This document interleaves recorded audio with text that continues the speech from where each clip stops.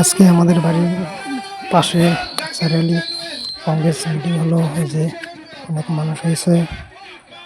এই যে ইতিমধ্যে কংগ্রেস বিধায়ক জাকির সাহেব এসে গিয়েছে আমাদের এখানে। কে বলে এসে গেল আমার এখানে। কিছুদিন আগে আমার গায়ক সে হারিয়ে গেছে, তার জন্য একটু সবাই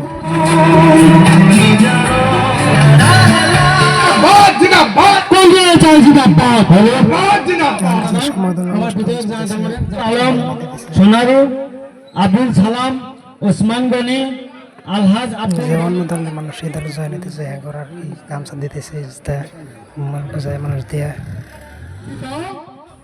এখনকার কিছু বক্তব্য আর কি দিতেছে। বেশি রাইজে আমাক শক্তি দিব, ৰাইজৰ শক্তি আশীৰ্বাদ লৈ 2026 ইনশাআল্লাহ পাকাবাদবাড়ি বিধানসভা সমষ্টিৰ কংগ্ৰেছ দলৰ প্ৰাৰ্থীয়ে 80%ৰ ওপৰৰ ভোট লৈ জয়যুক্ত হ'ব, এয়া নিশ্চিত।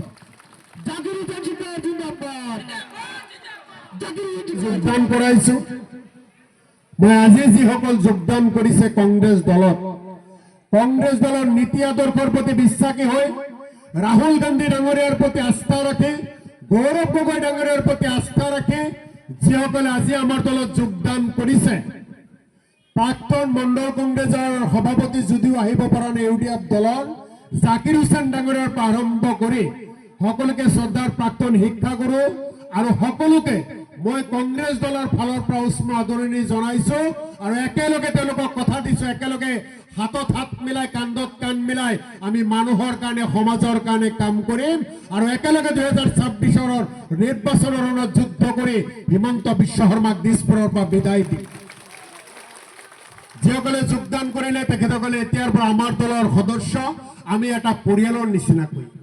আৰু আমি যেতিয়া দল কৰোঁ, আমাৰ দল কেৱল দলৰ সতীৰ্থই নহয়, আমি এটা পৰিয়ালৰ নিচিনাকৈ চলোঁ। কংগ্ৰেছ দলৰ প্ৰতিজন সদস্য, প্ৰতিজন বিষয়ববীয়া, প্ৰতিজন পঞ্চায়তৰ প্ৰতিনিধি আমি এটা পৰিয়াল। আৰু সেই পৰিয়াল, এটা পৰিয়ালৰ আমাৰ সুখ দুখত আমি সকলোৱে একেলগে থাকোঁ। সেই পৰিয়ালত সকলোৱে বিপদৰ সময়ত সহায় কৰোঁ আৰু কংগ্ৰেছৰ এই পৰিয়াল আহি থকা সময়খিনিত পাকাবাদবাড়ি সমষ্টিৰ অন্তৰ্গত বিভিন্ন এলেকাৰ সমস্যাসমূহ সমাধান কৰাৰ কাৰণে আমি দায়বদ্ধ। আমি আহি থকা সময়খিনিত মানুহৰ সুখৰ দুখত কাম কৰিম।